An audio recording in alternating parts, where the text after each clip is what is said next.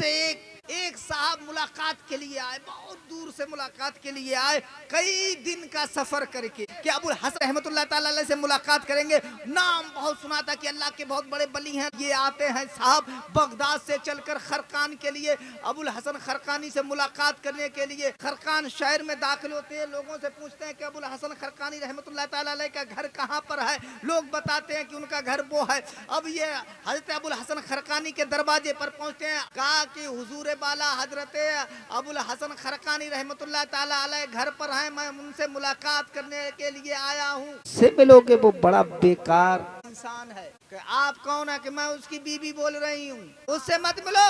وہ کوئی وہ ڈھونگی ہے، وہ ڈھونگ بنائے پھرتا ہے، وہ کوئی اللہ والا نہیں ہے، چلے جا لوٹ جا، اس سے ملاقات مت کرو۔ تھوڑی دور چلے، بولے کہ کم سے کم دیکھ تو لے۔ یہ دل میں ارادہ کر کے لوگوں سے پوچھا کہ لوگوں یہ بتائیے گا کہ ابو الحسن خرقانی رحمۃ اللہ تعالی علیہ گھر پہ تو تھے نہیں، کہاں ملیں گے؟ تو لوگوں نے کہا جنگل کی طرف چلے جاؤ، ادھر ہی مل جائیں گے۔ جنگل کی طرف روانہ ہو گئے تو کیا دیکھتے ہیں کہ ابو الحسن خرقانی رحمۃ اللہ تعالی علیہ لکڑی کا گٹھر شیر پر رکھ کر چلے آ رہے ہیں۔ اب یہ ڈرنے لگے، شیر کو دیکھ کر ڈرنے لگے، تو ابو الحسن خرقانی نے کہا ڈرو مت، یہ میرا حکم مانتا ہے، اور کہا کہ سنو یہ حکم ایسے ہی نہیں مانتا ہے کہ جب میں اپنی بیوی کے وہ تانا کشی ان سب کو میں برداشت کرتا ہوں، ان پر صبر کرتا ہوں اور اسے تکلیف نہیں دیتا ہوں، اور جبکہ مجھے جائز ہے میں چاہوں تو اسے طلاق دے سکتا ہوں، لیکن میں طلاق نہیں دے رہا ہوں، اس پر صبر کر رہا ہوں اور اس کا جو بیوی کا حق ہے وہ ادا کرتا ہوں، اس کے ساتھ زندگی گزار رہا ہوں، وہ میرے ساتھ کیسا بھی ویوہار کرتی ہو لیکن میں سب کچھ صبر کر رہا ہوں۔ جب میں اس پر صبر کر رہا ہوں تو اللہ تعالیٰ نے اس کے بدلے تمام جانور میرے تابع کر دیے ہیں۔ شادی سے پہلے جو نوجوان 2 رکعت نماز نفل ادا کرے تو اسے 2 کا ثواب ملے گا،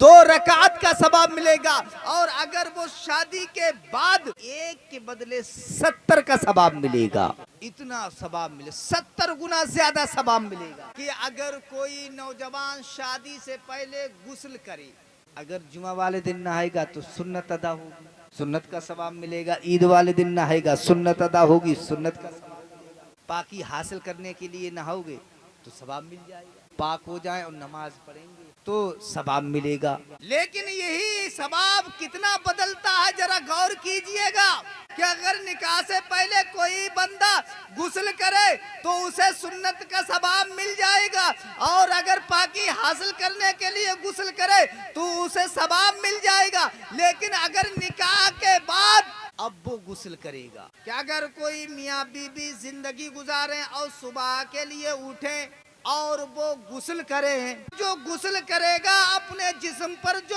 پانی ڈالے گا تو پانی جسم سے ٹچ ہو کر جو زمین پر گرے گا، 1 قطرے کے بدلے اللہ تعالیٰ 1 فرشتہ پیدا فرمائے گا اور اسے مامور کر دے گا، حکم دے دے گا کہ تو قیامت تک اس کے لیے مغفرت کی دعا کرتا رہے، اس بندے کے لیے مغفرت کی دعا کرتا رہے جس نے